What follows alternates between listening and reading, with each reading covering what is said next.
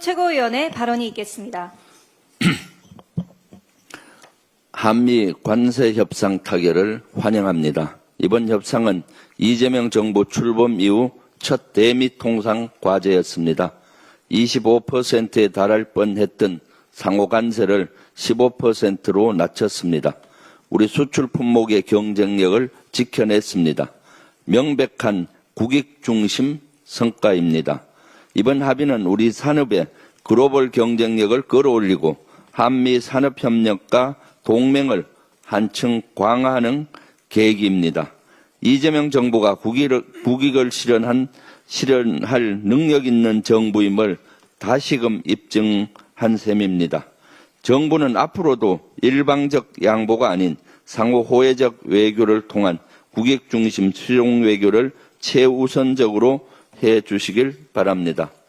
더불어민주당 3대 특검 종합 대응 TF는 윤석열 씨가 수감 중인 서울구치소를 방문했습니다. TF는 윤석열에 대한 특혜 의혹과 수용 환경을 직접 점검했습니다.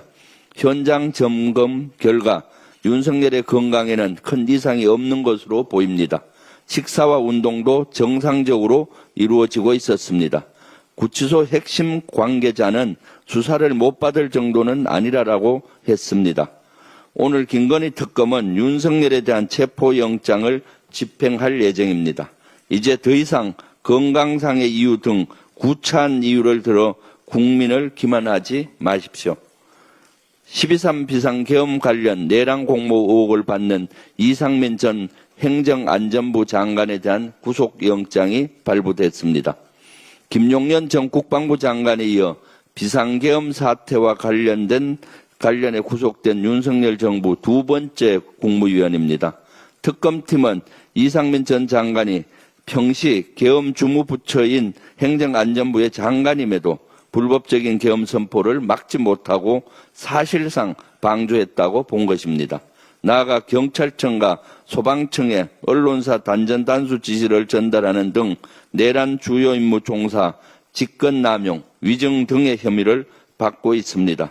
사실상 특검은 이 전 장관이 윤 전 장관의 내란 범죄에 순차적으로 가담했다고 보고 있는 것입니다. 이에 법원은 증거인멸 우려를 인정하며 구속을 결정했습니다. 이제 시작입니다. 이상민에 이어 한덕수 전 국무총리, 최상목 경제부총리 등을 포함한 다른 국무위원에 대해서도 철저히 수사를 해서 내란의 전모를 밝혀야 합니다. 국방홍보원의 기강회의가 도를 넘고 있습니다. 최근 국방일보는 안규백 국방부 장관의 취임사에서 핵심 메시지였던 12.3 비상계엄과 문민통제 관련 발언을 의도적으로 누락했습니다. 장관을 무시하고 지휘지침을 정면으로 거스른 것입니다. 또한 지난 7월 29일 뉴스토마토 보도에 따르면 국방홍보원장인 최일 원장은 실무자와의 메시지에서 더불어민주당 소속 국회의원을 두고 북한 대변인, 종북 좌파라는 표현을 쓴 것으로 알려졌습니다. 이는 명백한 정치 개입입니다. 공직자의 윤리를 정면으로 위반했습니다. 군 언론을 사유화한 심각한 사례입니다. 최일 원장에 대한 강력한 인사 조치를 촉구합니다. 국민의힘이 전한길 신천지 수령에 빠졌습니다. 당대표 후보에 이어 최고위원 후보들까지 전한길 면접에 줄대기를 하고 있다고 합니다. 계속적으로 내란 정당임을 자인하고 있습니다. 당대표 당선 이후 윤석열을 아련하겠다는 후보도 나왔습니다. 명태균은 유여해 최고위원 후보를 지원 사격하고 있습니다. 이뿐만이 아닙니다. 김문수 후보는 전한길이 무슨 극우인가라며 두둔하기도 하고 있습니다. 전당대회를 앞둔 국민의힘 행태는 점입 가경을 넘어서 통제 불능 정치 몰락입니다. IMF가 내년도 한국의 경제 성장률 전망치를 1.4%에서 1.8%로 상향 조정했습니다. 국제기구가 이재명 정부의 경제정책 효과를 공식적으로 인정한 것입니다. 추경 효과, 정치 불확실성 해소, 소비 투자 심리 개선이 주요 배경으로 제시됐습니다.